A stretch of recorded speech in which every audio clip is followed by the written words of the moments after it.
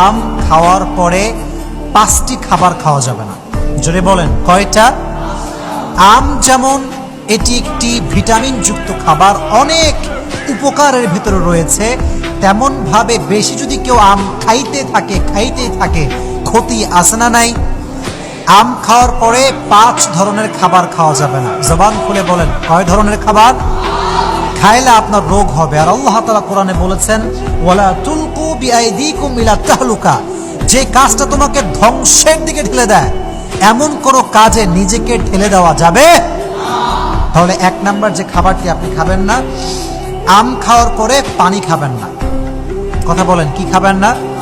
এটা হয়তো আপনারা মুরব্বীর মুখে শুনেছেন, এজন্য বলা হয় যে আসলে এটা পানি খেলে আপনি অ্যাসিডিটির সমস্যায় ভুগতে পারেন, কারণ এই আমের ভেতরে এমনিতে প্রচুর পরিমাণে একটা পানি জাতীয় খাবারের ভাবটা আছে না নাই?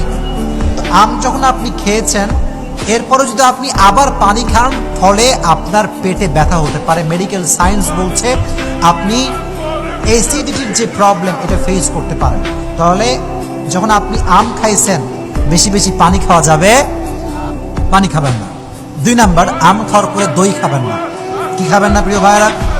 কথা বলেন কি খাবেন না? কারণ দই খেলে মেডিকেল সায়েন্স বলছে আমের পরে, আম খাওয়ার পরে কেউ যদি দই খায় তার অ্যালার্জির প্রবলেম হতে পারে। কিসের প্রবলেম হতে পারে? অ্যালার্জি। আমি জাস্ট সংক্ষেপে বলছি। তাহলে আম যখন খেয়ে ফেলেছেন, আবার অনেকে দেখা যায় দুধ আম মিক্স করে খায়, অনেকে আছে এরকম। তাহলে দুধ আর আম মিক্স করে খাবেন না। এবং আম খাওয়ার পরে এই কি বলে এটা, এই দইটা খাবেন না। দই খেলে কি হবে? আপনার অ্যালার্জির সমস্যা হতে পারে। 2 নাম্বার। 3 নাম্বার, আম খাওয়ার পরে করলা খাবেন না। কথা বলেন কি খাবেন না? করলা খাবেন না। করলা খেলে মেডিকেল সায়েন্স বলছে যে ব্যক্তি আম খাওয়ার পরে করলা খায়, তার বমি হয় বেশি। কি হয় বেশি? বমি হয় বেশি। আর বমি হলে আপনার ফিজিক্যালি যে কন্ডিশন, যেটা খুব ভালো ছিল, এটা অটোমেটিক্যালি খারাপ হয়ে যায়। এজন্য আম খাওয়ার পরে করলা খাওয়া যাবে না। 4 নাম্বার, আপনি যে কাজটি করবেন না সেটি হচ্ছে আম খাওয়ার পরে ঝালযুক্ত কিংবা মশলাযুক্ত কোনো খাবার খাবেন না। মনে করেন আম খাইছেন কেবলই, এখন আম খাওয়ার পরে আপনি বিশাল আয়োজন করে মুড়ি আর চানাচুর মাখাইছেন, মরিচ পেঁয়াজ দিয়ে ঝাল টাল দিয়ে অবস্থা খুব খারাপ না। এটা খেলে কি সমস্যা হতে পারে?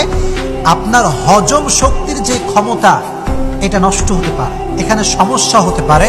মেডিকেল সায়েন্স বলছে এই জন্য আম খাওয়ার পরে মশলাযুক্ত কোনো খাবার কিংবা ঝালযুক্ত কোনো খাবার খাওয়া যাবে।